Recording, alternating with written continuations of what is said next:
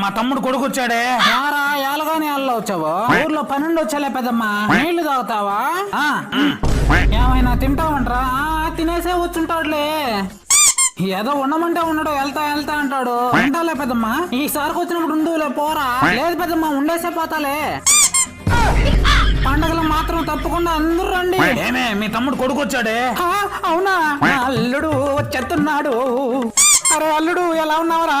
బాగున్నా అత్త. ఏమండి, ఇక్కడ నుంచి 40 కిలోమీటర్ల దూరంలో నాటుకోడ పుంజులు దొరుకుతాయండి. మంచి పుంజులు పట్టుకోరండి.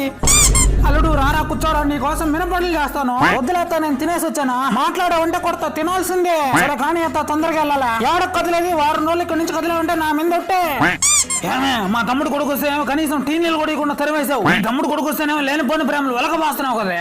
అయ్యో అయ్యో, ఎవరన్నా విన్నారంటే నేనేదో రాకాసం ఉండను అనుకోరు. అది కాదే, ఎక్కువ మాట్లాడావంటే కత్తితో పొడి చేస్తా.